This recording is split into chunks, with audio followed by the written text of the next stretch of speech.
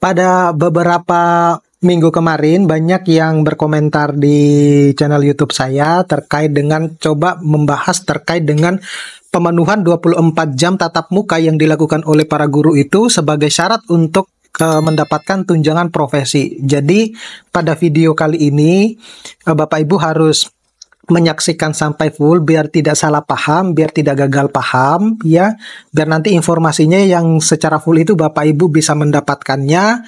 Jadi ini yang terkaitan dengan persyaratan tunjangan profesi, apakah harus masih dilakukan pemenuhan 24 jam tatap muka. Nah, mungkin kalau bagi beberapa guru yang merasa bahwa informasi ini sudah didapatkan, ya tidak apa-apa, tapi masih banyak guru-guru yang masih memerlukan informasi tersebut. Nah, kalau kita lihat bahwa salah satu perubahan yang mendasar itu adalah mengenai kebijakan pemenuhan 24 jam tatap muka yang sekarang tidak lagi menjadi persyaratan untuk mendapatkan tunjangan profesi bagi guru. Jadi Bapak Ibu, kata kuncinya itu adalah tidak lagi tatap muka 24 jam itu tidak lagi menjadi syarat untuk mendapatkan tunjangan profesi guru. Nah, peraturan pemerintah nomor 19 tentang perubahan nomor 74 tahun 2028 tentang guru itu merupakan hasil pembahasan bersama antara Kementerian Pendidikan dan Kebudayaan dengan kementerian lain, yaitu Kementerian Pendayagunaan Aparatur Negara dan Reformasi Birokrasi, Kementerian Agama, Kementerian Dalam Negeri, Kementerian Keuangan, Kementerian Hukum dan HAM, dan Kementerian Sekretaris Negara. Di mana di situ disebutkan bahwa pemenuhan 24 jam tatap muka tidak lagi menjadi persyaratan untuk mendapatkan tunjangan profesi guru. Jadi Bapak Ibu guru yang belum mendapatkan tunjangan profesi guru, pemenuhan tatap muka 24 jam itu bukan lagi menjadi syarat gitu ya. Dengan demikian guru tidak lagi harus meninggalkan sekolah untuk pemenuhan beban kerja tatap muka gitu. Nah, selama guru berada di sekolah atau di luar sekolah untuk melaksanakan kegiatan intrakurikuler, kemudian kokurikuler maupun ekstrakurikuler, maka guru bisa mendapatkan haknya untuk menerima tunjangan profesi. Memang selayaknya sudah harus seperti itu ya.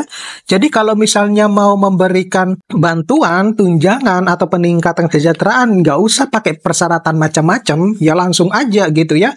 Karena kita dituntut untuk menghasilkan generasi emas ya, kita dituntut untuk menghasilkan generasi yang baik, tetapi untuk meningkatkan kesejahteraan itu harus ada persyaratan-persyaratan yang lain. Nah, pemenuhan jam kerja selama 40 jam per minggu ini termasuk waktu istirahat selama setengah jam yang dilaksanakan keseluruhannya pada satu kesatuan pendidikan yang dilakukan untuk melaksanakan beban kerja guru, yaitu 5M. Nah, apa sajakah 5M itu? Jadi 5M ini telah dibahas pada pasal 52 Peraturan Pemerintah nomor 19 tahun 2017 yang disebutkan bahwa yang M pertama itu merencanakan pembelajaran atau pembimbingan. Kemudian yang kedua itu adalah guru melaksanakan pembelajaran atau juga pembimbingan ya. Kemudian yang ketiga itu menilai hasil pembelajaran atau pembimbingan. Kemudian yang keempat itu membimbing dan melatih peserta didik. Dan yang M kelima itu melaksanakan tugas tambahan yang melekat pada pelaksanaan kegiatan pokok sesuai dengan beban kerja guru. Nah, jadi beban kerja guru tersebut itu paling sedikit memenuhi 24 jam tatap muka atau paling banyak 40 jam tatap muka dalam satu minggu gitu ya. Nah, lalu bagaimana kalau misalnya terjadi kekurangan jam tatap muka, apakah bisa dikonversi dengan kegiatan lain? Jadi kalau berdasarkan peraturan pemerintah nomor 19 tahun 2017 itu, bahwa mempermudah guru untuk memenuhi ketentuan minimal 24 jam tatap muka karena 24 jam tersebut tidak hanya dilakukan di luar kelas, tetapi melainkan juga bisa berupa kegiatan di luar kelas. Misalnya kegiatan di luar kelas itu kita dikonversi menjadi jam tatap muka dari 5M itu tersebut ya. Kemudian 2M diantaranya bisa dikonversi ke dalam jam tatap muka, yaitu membimbing dan melatih peserta didik serta melaksanakan tugas tambahan. Nah, Berikutnya, Direktorat Jenderal Guru dan Tenaga Pendidik Kemendikbud itu mencontohkan bahwa seorang guru pendidik formal juga bisa mengajar untuk pendidikan non-formal atau kesetaraan, misalnya paket A, paket B, atau paket C, di mana kegiatan pengajaran ini bisa dikonversi maksimal 6 jam tatap muka. Nah, berdasarkan pasal 15 Peraturan Pemerintah Nomor 19 Tahun 2017, pemenuhan beban kerja bagi guru dapat diperoleh dari ekuivalensi beban kerja tugas tambahan guru. Nah, untuk tugas tambahan guru yang menjadi wakil kepala sekolah, ketua program keahlian di SMK, kepala perpustakaan, kepala laboratorium, atau bengkel, atau unit produksi sekolah, itu bisa dikonversi menjadi 12 jam tatap muka.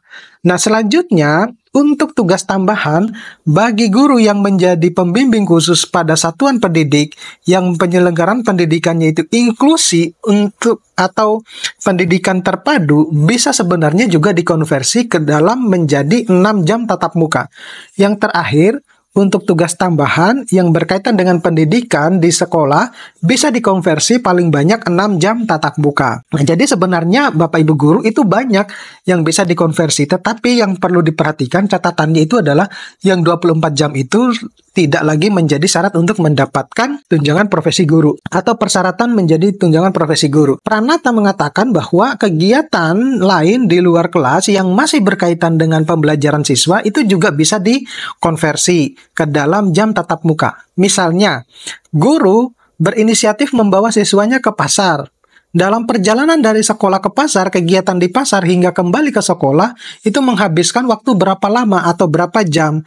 Nah, itu kemudian bisa dikonversi ke dalam jam tatap muka. Nah, dengan membawa siswa ke pasar, guru bisa mengajarkan siswa belajar tentang misalnya jual beli, kemudian ilmu ekonomi, hingga belajar berbisnis. Nah, nggak fair dong ketika misalnya guru siswanya ke pasar, tetapi dia tetap harus memenuhi 24 jam tatap muka gitu ya.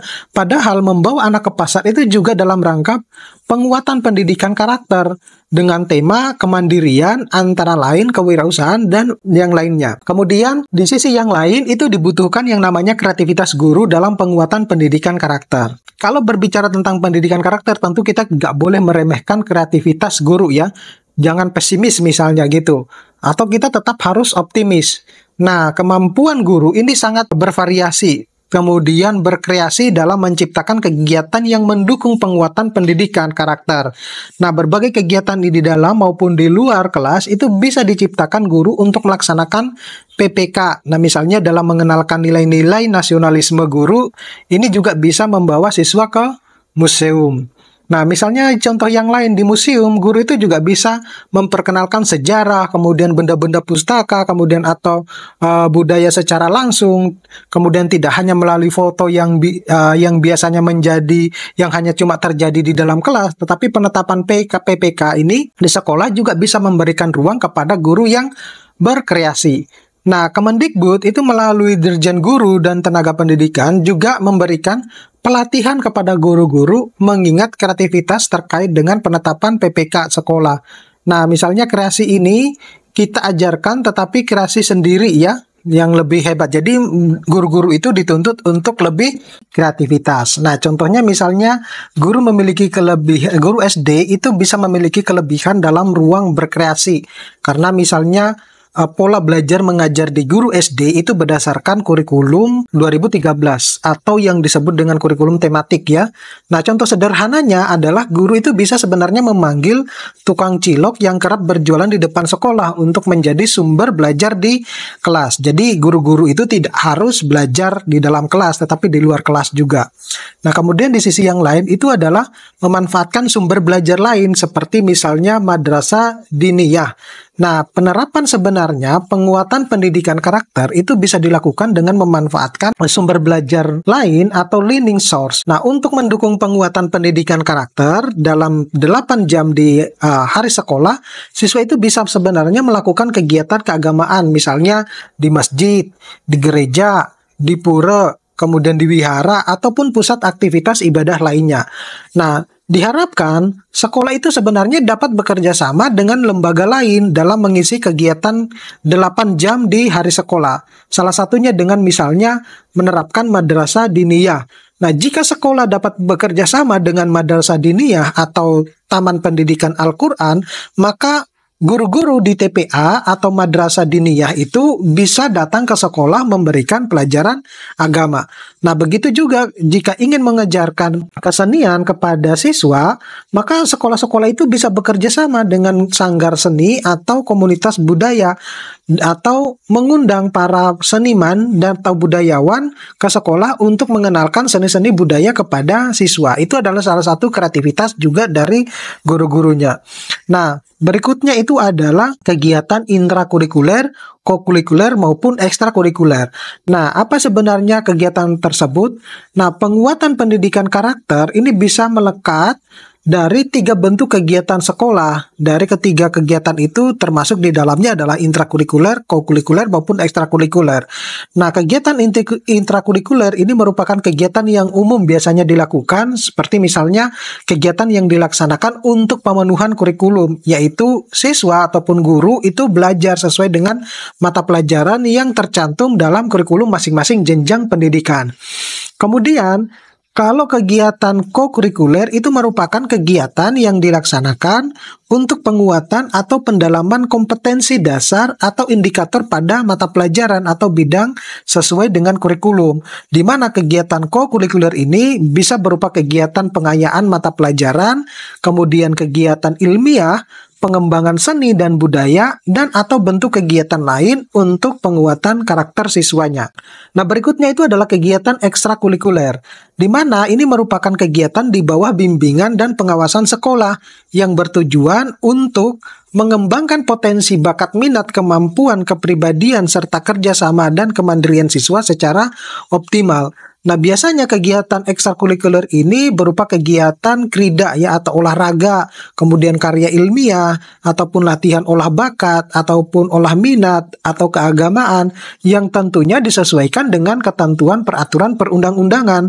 Nah, ada sebenarnya beberapa kegiatan ekstrakurikuler yang biasanya terdapat di sekolah, antara lain misalnya paskibraka, kemudian kelompok ilmiah remaja, ataupun klub basket. Nah, kegiatan keagamaan juga termasuk di dalam kegiatan ekstrakurikuler, misalnya aktivitas keagamaan meliputi madrasah diniyah, kemudian pesantren kilat, kemudian ceramah keagamaan, kemudian katekisasi atau pemberian pembelajaran dalam ilmu agama Kristen, kemudian retreat ya, baca tulis Al-Quran dan kitab suci lainnya. Nah, di sisi yang lain itu adalah pelatihan dan modul untuk guru dalam mengembangkan kreativitasnya. Nah, ini penting buat para guru karena untuk meningkatkan self development-nya mereka. Jadi guru-guru itu tidak monoton hanya cuma di dalam kelas aja tanpa mengembangkan skill-skill mereka di luar. Nah, kegiatan ini sebenarnya tuh yang diciptakan guru dalam melaksanakan penguatan pendidikan karakter atau PPK menjadi salah satu tugas guru yang biasanya dikonversi ke dalam jam tatap muka.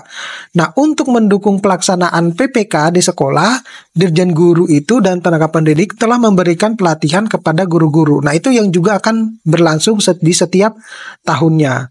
Nah, seperti itulah informasi Bapak Ibu bahwa 24 jam tatap muka itu bukan menjadi syarat untuk mendapatkan atau masuk ke dalam tunjangan atau persyaratan tunjangan profesi ya. Jadi itu sudah dihilangkan. Nah, sisanya Bapak Ibu itu tinggal kreativitasnya aja ya untuk melengkapi kegiatan yang lain. Terima kasih, sampai ketemu pada video-video berikutnya. Mudah-mudahan ini bisa bermanfaat. Assalamualaikum warahmatullahi wabarakatuh.